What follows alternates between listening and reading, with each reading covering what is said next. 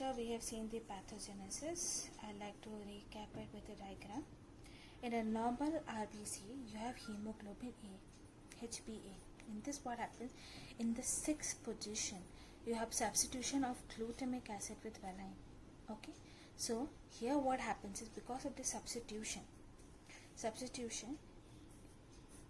you have RBCs. Okay, these are your biconcave shaped RBCs. These RBCs, okay, when they are in oxygenated form or in deoxygenated form,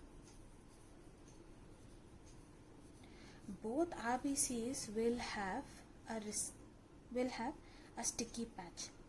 Sticky patch is present over here. Okay, but in deoxygenated patch, this sticky patch will get activated. In oxygenated state, it will not get activated, but only in deoxygenated state it will start activating. When it activates, you have polymerization.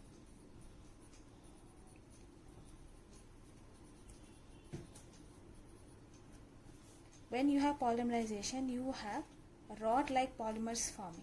These rod-like polymers, when they form, this will give shape to the sickles. Okay, so what happens is when you give oxygen to these kind of rod-like polymers, this sickle shape can be reversed. Okay, so these can become normal RBCs.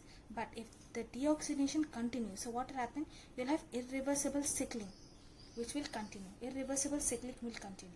Okay.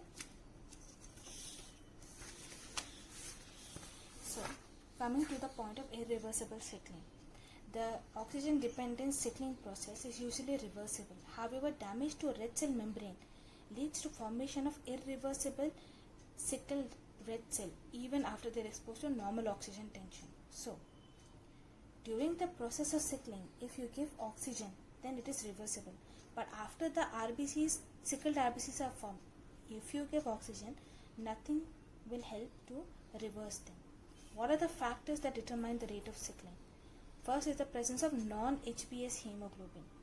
The red cell in patients of sickle cell anemia have predominance of HbS and a very small part that also has a non-HbS hemoglobin. What are these non-HbS hemoglobin? They can be hemoglobin F. Okay. So what happens is, normally if you see a hemoglobin, if sickle cell anemia, you have hemoglobin S, and in this hemoglobin S, some part is hemoglobin F. Okay, this some part of hemoglobin F, if it is more, so what will happen? This will prevent polymerization. So there is no clinical manifestation of newborns until 6 to 7 months of age. So when baby is 6 to 7 months of age, you have hemoglobin F. Okay, after that it becomes hemoglobin A. So in sickle cell, what happens? You have HbS and HbA. Okay, so these people can have sickle cell disease. But if this fetal hemoglobin, this HbF continues to be more, so if there is HbS and HbF, in this what will happen? No sickle cell disease will be formed. Okay, so this is seen in 6 to 7 months of age. Okay, so babies are protected. Now, the HbA containing red cell participate readily into co-polymerization with HbS. HbA sticky patch is absent, but they have receptor. So what happens is, the sticky patch that we have spoken about previously.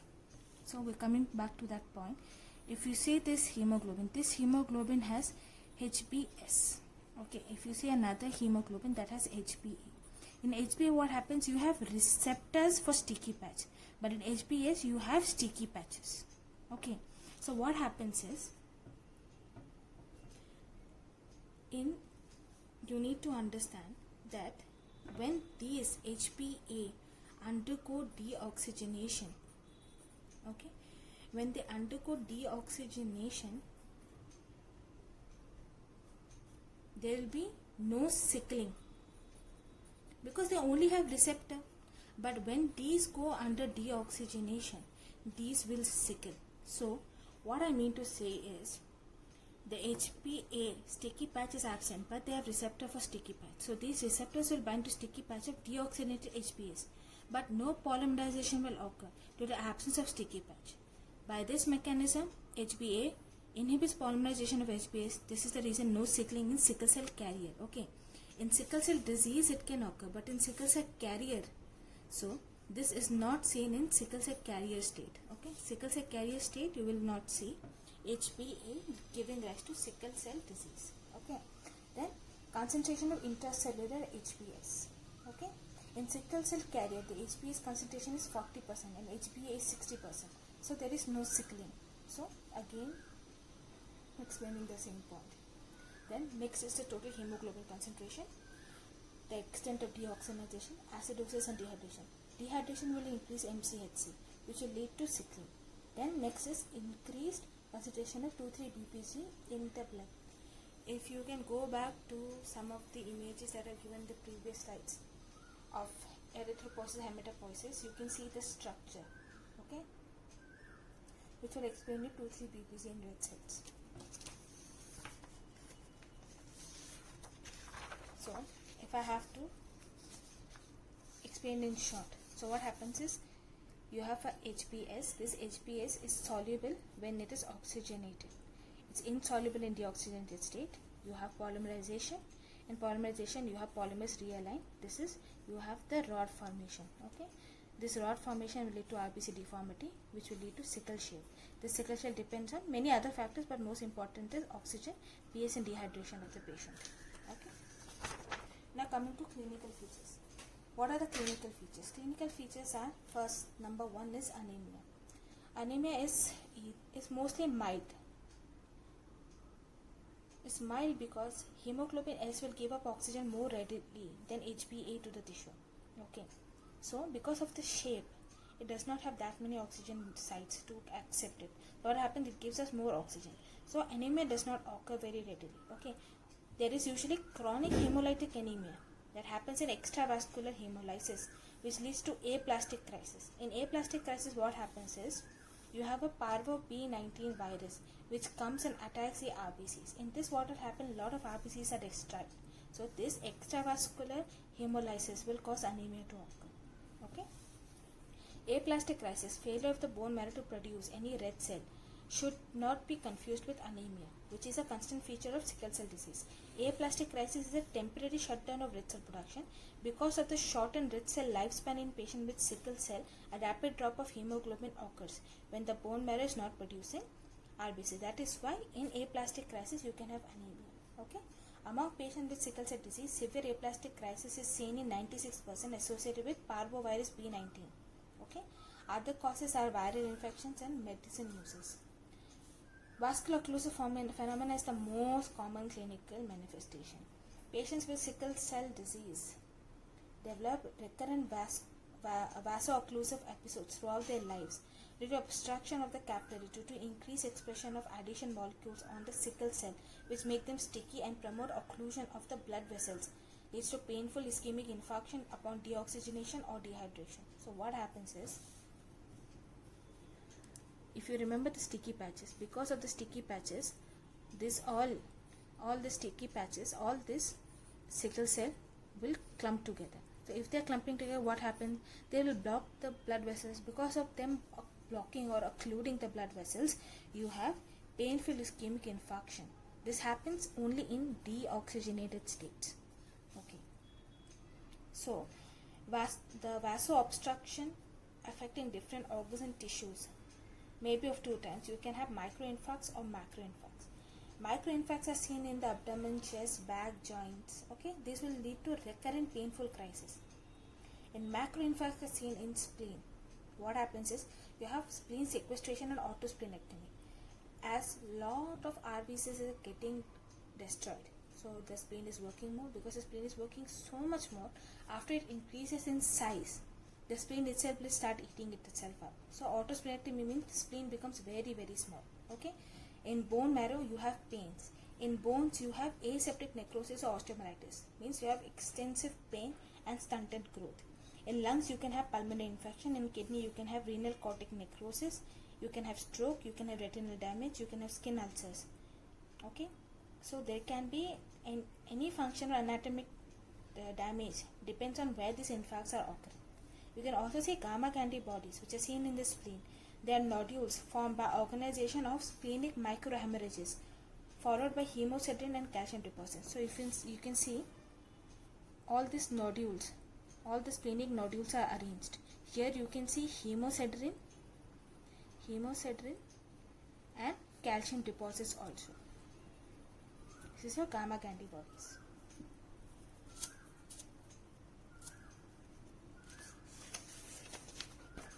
So, pathophysiology of vascular occlusive disorder. In deoxygenated state, there is polymerization of hemoglobin, leads to sickling of red cell. This will lead to endothelial damage and activation. The RBCs and leukocyte adhesion will lead to endothelium vasoconstriction. The vaso-exclusion will also cause organ ischemia and organ damage. So what happens is, the hemoglobin alpha, after the replacement of glutamic acid from valine, it will lead to deoxygenated state. This deoxygenated state will lead to polymerization that leads to sickling. Because of the sickling, what happens? You will have, when they enter the blood vessel, they lead to occlusion. If they start occluding, if they start blocking the blood vessels, you will have the RBC and leukocyte adhesions to endothelium vasoconstriction. So there is endothelium. Endothelium is the lining of the blood vessels. When the lining of the blood vessels are blocked, this can lead to vascular occlusion, it can lead to organ ischemia, it can lead to end organ damage. Okay. So, oxygenated hemoglobin, after ischemia becomes, there is deoxygenated hemoglobin, will form sickle cell. So what happens? The sickle cell will start blocking. Because of this blocking, you can have vaso-occlusive crisis, which happens in cases of hypoxia, infarction, necrosis. This will lead to acute pain, hyposplenism, or osteonecrosis, nephropathy, acute chest syndrome, hand-foot disease, increased risk of infection, fish mouth vertebra, crooked skull, and aplastic crisis. You can also see vasculoendothelial dysfunction like hypocoagulopathy and inflammation. Hemolysis. What happens is, lot of RBCs are, these sickle cell RBCs are getting destroyed. So because of what you'll have increased bilirubin, will lead to gallstone and jaundice. Free hemoglobin S will lead to inactivation of nitric oxide and increase in the ROS, which will lead to pulmonary hypertension, will lead to ulcers, will lead to cerebrovascular diseases. Okay, the free oxygen, the radical oxygen is more. Okay, because there is no nitric oxide, the radical oxygen is increased. So, if you see, these are the clinical features. So, the pathophysiology of vascular occlusive disease, aplasia, splenic sequestration, hemolysis. It is seen mostly in black Africans, so if the black baby is given over here. You can have hand-foot-mouth disease. Hand-foot disease, you see dactylitis. Dactylitis is finger inflammation. Okay. Then you can have some bone. You can have osteomyelitis. In liver, you can have ischemia, gallbladder cholecystitis. In kidney, you can have kidney damage. You can have stroke. You can have retinopathy in the eye. In the lung, you can have acute chest syndrome, and you can have chest infection. In spleen, you can have autosplenectomy, and in bone, you can have joint crisis. Penis can have tripierism or infarction of the penis. This means they are small penises. Okay. So this vertebra, if you see this vertebra, this looks like a fish mouth opening. So this is known as the fish mouth vertebrae. And if you see the skull over here in an X-ray, if you see the skull, you can see these shadows, right? This looks like a crew cut. What is crew cut? When you have very small hair on your head. Okay, so this is seen in the X-ray skull. Other constitutional symptoms can be, you can have impaired growth or development. You can have increased susceptibility to infections. So what are the infections they are susceptible to? Haemophilus influenza, Streptococcus pneumoniae, Neisseria meningitis, Group B Streptococcus, Klebsiella pneumoniae, Salmonella typhi. Okay, and what do you mean by impaired growth? You can see this growth, right? They are growing adequately. Okay, what if there is stunted growth? The baby will stay in this particular stature will have developmental deformity. This means IQ will be less, height will be less. Okay, so there's growth impairment. Okay, in some cases of sickle cell anemia you can see this. Okay, so the list of clinical features are from head to toe I have given. You have CVA, you have paralysis death, you have retinopathy, you have avascular necrosis of the bone, then you have hyperomegaly, splenomegaly, you can have hematuria. In the lung you can have acute chest syndrome, you can have pulmonary hypertension, ecleptasia, you can have heart failure. Then you can, in the kidney you can have hematuria, you can have avascular necrosis of the hip, means of the bones. These are the bone marrow. The bone marrow are usually seen in the shoulders, are seen in the hip. You can have abdomen pain, you have dactylitis, that is hand-foot syndrome, you can have preparism, you can have pain, you can have osteomyelitis, you can have chronic ulcers, which are rare in children but seen in adults. Okay. What are the laboratory findings? The laboratory findings to confirm these are, you can have moderate to severe anemia. Hemoglobin concentration can be from 6 to 9. ESR is usually increased in all anemias except for sickle cell anemia. In sickle cell anemia, it is decreased. Remember this point. Why it is decreased? Because there is no relux formation. No relux formation is there. MCH is increased. Because of this increase, that can lead to increased concentration of HbS, which can cause sickling. Blood film will show sickle cell, target cells, teardrop cells. When you have splenic atrophy, when the spleen is getting destroyed, you can see Howell jelly bodies and Pappenheimer bodies. Positive sickle test with a reduced substance like sodium bisulfite will be seen. Hemoglobin electrophoresis shows no normal HbA but shows predominance of HbS and 2 to 20% of HbF. Now, investigation which was to confirm all this diagnosis is you have high performance liquid chromatography. In this, what will happen? You will see two band. This suggestive of sickle cell carrier. Okay. Now, you see the blood smear. You have the sickle cell. Okay. You see the sickle cell, boat-shaped sickle cell. What are the target cells? Target cells are when you have a central round stained area with peripheral rim of the cytoplasm. You see these are your target cells. You know what is target? Right? When you play dart and arrow, you see dart and arrow when you play. No, you keep putting arrows. So this is target cell. You have center is dark and the periphery becomes lighter. This is seen in thalassemia. It's seen in hemoglobinopathies like HBC, HBH, sickle cell anemia, and post-splenectomy. Now you also see teardrop cells. What are these teardrop cells? Teardrop, if you draw a tear, it looks like this, no? So it is tapered on one end. It is tapered on one end, is blunt on the other end. Okay. These are also seen in your sickle cell diseases, all kind of sickle cell diseases, in thalassemia, in sickle cell traits, teardrop cells are seen. Then when autosplenectomy starts, means when the spleen is undergoing destruction, you can see Howell jolly bodies. And Howell jolly bodies, what you see? You see a smooth, single, large, round. You have an inclusion body. This inclusion body is Howell jolly body. Okay, this is remnant of nuclear chromatin. Usually in RBCs you don't see nucleus, but here you can see some remnants. This is known as Howell jolly bodies. In Pappenheimer bodies, what you will see? These are small, single and multiple peripherally liquated agranular basophilic erythrocyte inclusion. There you had only one, here you have multiple. This multiple is known as Pappenheimer bodies, which is seen in hyposplenism, that is autosplenectomy. Okay. Now, we had already discussed the sodium metabisulfite test. Again, coming to this, what will happen? Negative HbA, you will not see any sickling, but you can see sickling. If you see sickling in the covers in the slide, this is positive for sickle cell anemia. Okay. Then HB electrophoresis, again explain the same thing. When you pass the electricity, what will happen? HbA will move faster than HbS towards the anode. So what happened? You have HbA, right? HbA will move faster towards anode than HbS. See? HbA goes farther than HbS. HbS will move faster than HbA towards cathode. So this goes towards cathode. This goes towards anode. Okay. Formation of one single band is known as sickle cell anemia. Two band is sickle cell trait, one band is sickle cell.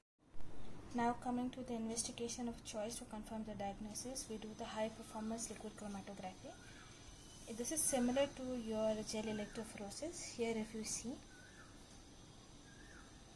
when you have one band formation,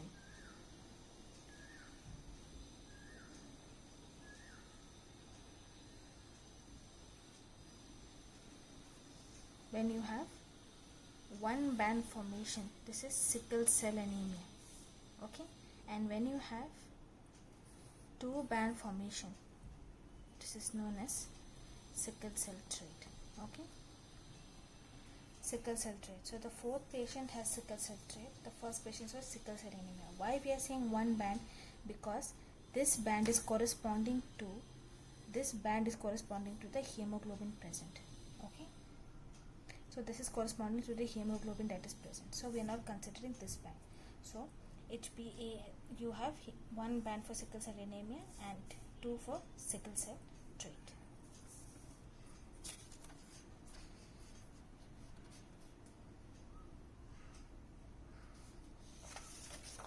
Now coming to the treatment. Treatment is done by hydrourea.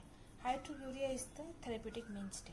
This will increase the HbF levels and also reduce the white cell production.